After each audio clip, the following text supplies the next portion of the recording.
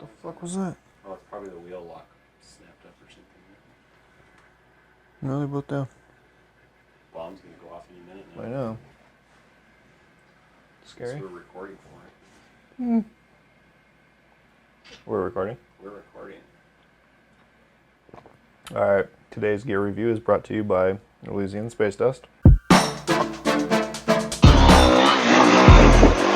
Oh! Yeah. Go, go, go, go. Fuck yeah. There he is. Woo, oh shit.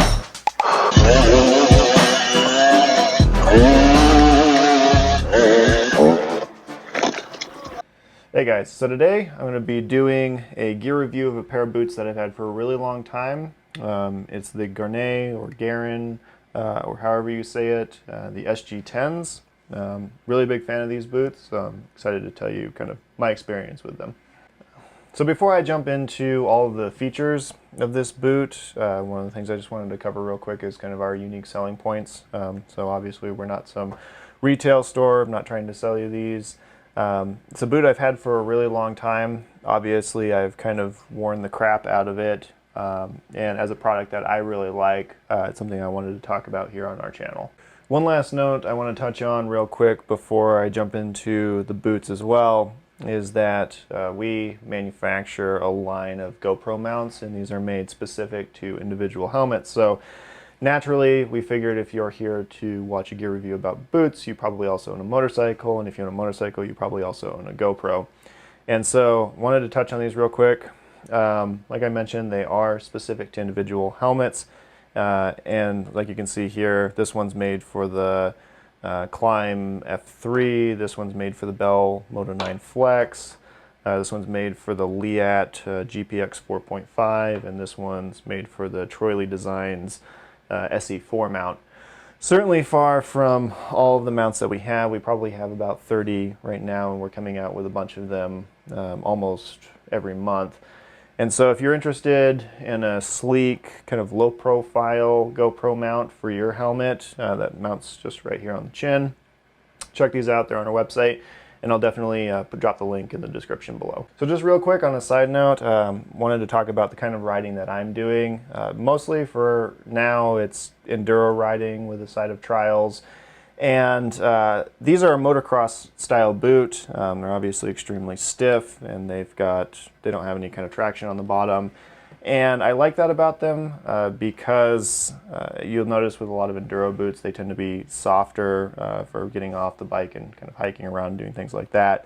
But I value the protection that these provide. I like the stiffness because for me, anyways, being out on the trail, far from anywhere, if I crash and break a bone in my foot, that's not going to be a good day. So just really like how much protection that these provide. So I'm going to start out, I'm taking these boots from the ground up, starting with the sole. One of the things you notice about these as motocross boots, they don't have a lot of tread. And they're a dual composite material. I mean, obviously that they're made out of two different types of material, two different kinds of hard rubber. One of the cool things about these soles is that they're stitched on, meaning that they are replaceable soles. So if you wanted to send these back into Gaerne or Gaerne, you could do that, and they would send you a new pair of soles stitched onto your boot.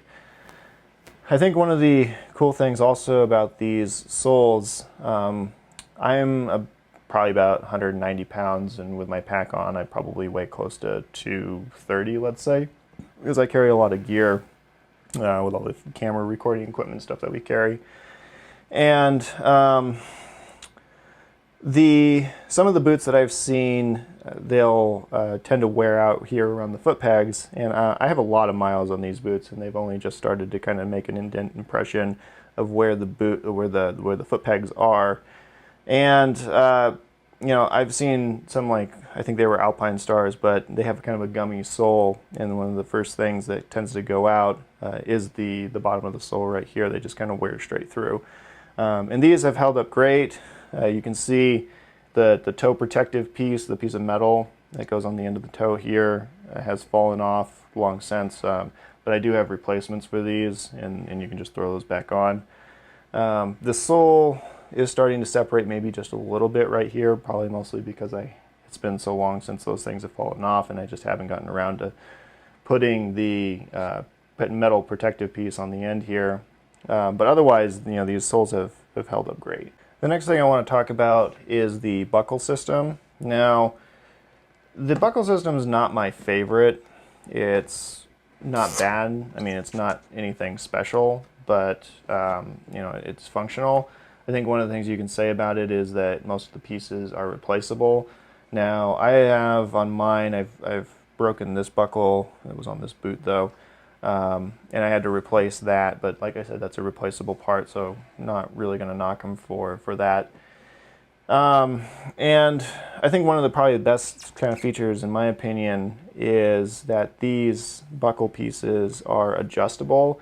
I didn't learn that for the longest time, and so I thought that, even riding with these boots with my knee pads and pants tucked into them, it felt like I could never get the buckles tight enough. And then I realized, like, oh, they have the system that you can put it in a whole screw hole back from where it is, and that completely solved that problem. So I really do like that about these, that they are adjustable, because obviously different people with different body types have different size calf muscles, and I happen to be one of those tall, skinny people with really skinny calves, and so for me, I needed it to be tightened all the way down. So I do like that about it. There's probably some improvements that they could make with this to make it a more durable system and make it so that the buckles stay down a little bit better, but otherwise than that, it's kind of middle of the road for me. It's nothing special, but it's certainly held up to the task. One of the main selling features of these boots is the Razorback system. And what I mean by that is it's this piece here. Now, it's a piece of reinforcing plastic that obviously lines the back of the boot and keeps it from allowing your ankle to move too much, whether it's hyperextending when you go over and your foot gets crushed and your foot goes out this way, or from side to side. It adds a lot of stability in that it's a dual hinge system. It's got 2 pins on either side, and that helps reinforce your ankle. One of the nice things about this system is that it does have some built-in movement. It allows you to pivot. It's not so stiff that you have to rock your foot back and forth on the pegs if you're shifting your body weight across kind of the center of gravity on the bike. It does allow for your feet to stay flat to an extent before that system kicks in. I can tell you, without this system, I believe I probably would have broken my ankle many times over, because there's been some crashes where I'll go over the handlebars and the bike will come down on top of me and just crush my feet. And this system, I mean, I've beaten the heck out of these boots, and I know for a fact that this thing has definitely saved me. I do want to address one thing that I don't like about the Razorback system, and that is this lip here. Now, obviously, that is on the inside of the boot, and what's also on the inside of the boot is the foot pegs, and every time, well, not every time, but sometimes when I go to put my foot down on the ground, this little lip here will catch on the foot peg, and I'll go to put my foot down, and then the bike will tip over, and the whole thing kind of goes down, and it's all because of this lip here. I think that they could come up with a way to maybe better kind of overlap this in some way where the boot isn't offering this ledge for the foot peg to catch on, because it's like those little teeth dig in under this ledge, and man, that's it. You have to lift your foot up and then put it out further and then set your foot down. So you have to be kind of really intentional. You have to be really intentional about where you put your feet so that doesn't happen, especially in some situations where it really matters. I think one kind of important thing about this Razorback system also is that it's not restricting in a way that you would notice. It's only really meant to protect your ankles once they've gone far past the point where they're naturally supposed to go. When you slide your foot into this thing, the Razorback system is not something you're going to notice. Obviously, the boot's stiff, and that's what you'd expect when you put your feet into some new boots. But the Razorback system, I don't believe, is adding any kind of stiffness that you're going to notice. So now I want to talk about this kind of top rim system that they've created here. You have a Velcro strap here. It goes across the top. And this has held up fine. The Velcro hasn't really frayed all that much. I don't really find that the Velcro comes undone at all. And this rim is kind of curled in a little bit, and that really is effective at keeping the dirt out of your pants, especially since I don't wear my pants over my boots. I tuck my pants in. It seals up against that nice and really keeps a lot of the dirt out. One of the last main selling features of this boot is that they put some memory foam here on the inside around where your ankles are, and I have to say that's really comfortable. I've never had any kind of blisters or any issues breaking these in. They've probably been some of the most comfortable boots I've ever worn straight out of the box. It's really nice that they added that feature in, and it's also something to note about the inside of the boot in general is that these boots tend to fit a little bit wide, at least in my opinion, and I have pretty narrow feet, but I wear these with a really thick pair of wool socks, and that takes up most of the play. But I think if you're somebody with narrow feet, you're going to find that these boots are a little bit wide for you. So before I give my kind of final judgment of these boots, I just want to talk about what I'm looking for in a pair of boots. Now, for me, probably the most important thing is protection. Now, I'm not getting off the bike a whole lot. I'm not hiking around with these, so I don't need kind of a softer boot. I think that for me, protection is sort of the most important thing. There's been so many times where I have crashed, or not even crashed, but like caught my foot between a rock and the weight of the bike and compressed basically all of my momentum plus the momentum of the bike between a rock and the bike, and the whole bike has lifted off and set over to the side, and like, extremely painful, but the stiffness of this boot has kept me from breaking literally every bone in my foot. That to me is extremely important. I wouldn't want a boot that's any less stiff than this because, I mean, look, there's a reason you don't wear UGG boots on the trail, and it's because, the protection, your feet are extremely exposed on a dirt bike, especially when you're riding out, doing enduro riding. If you're out there, your feet are probably the most important thing, right? Like if you crash and you crush your feet, it's going to be a real long, bad day. And, I can attest to how well these boots have held up through a number of different, I have crystal clear memories of hitting my foot in really bad ways and just coming through with soreness rather than just like bones popping out. So what I look for in a pair of boots, first and foremost, is the protection, and then secondly, comfort, and then just durability overall. Now, for a pair of boots that cost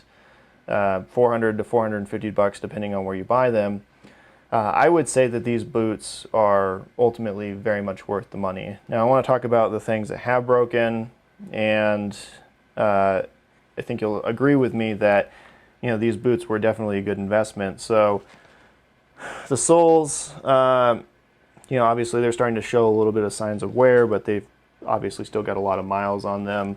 There's some part right here where the stitching has gone out, and you can see, I can get my finger in here, and so that's sort of a sign of wear. And then one of the buckles broke, and I had to replace that, and obviously the metal ends came off. But these, the metal caps, these straps, these buckles here, these are all replaceable parts. And so I'm not really going to knock Gaerne for something like that. They make those available. It's really kind of unfair to expect that nothing on your boot, especially given the abuse that these things take, will not break. I feel like these are probably have done really well considering what I've put them through. So I just want to go through these boots real quick in some certain categories and just kind of give them some numbers so that you guys know where I think there's value, and then some of maybe the drawbacks. So on durability, I'm going to give them a 5 out of 5. I think they've held up great. On comfort, I'm also going to give them a 5 out of 5 because, like I said, out of the box, these were really comfortable boots. And for how stiff they are, I don't think that you could get a more comfortable boot. Value overall, there again, I'm going to say 5 out of 5 because when you factor in the cost of a broken ankle or a broken foot, I've way more than earned my money back on these. Protection, there again, kind of on that same note, 5 out of 5.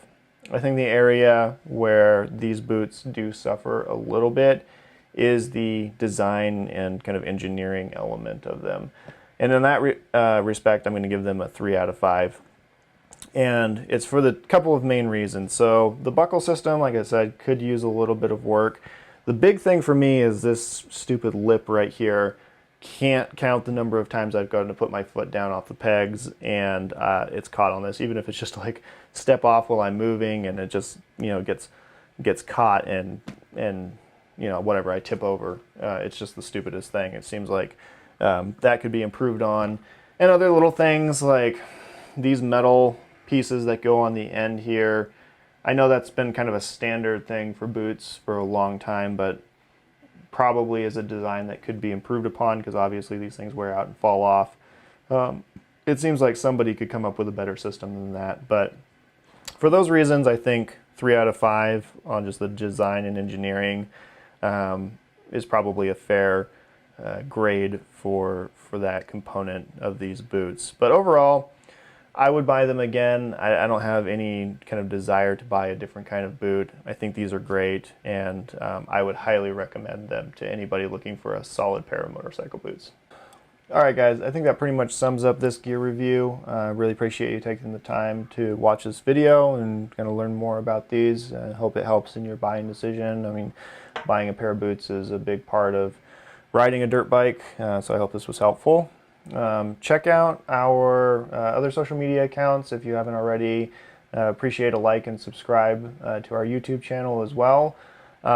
If you are looking for GoPro chin mounts, those will be, the link will be in the description below. And we'll also put a link to our affiliate accounts in the description below so that if you are looking to buy these pair of boots and I have convinced you, buying those will contribute to us helping or making more of these videos in the end anyways. So thank you, and look forward to you watching another one of our videos next time.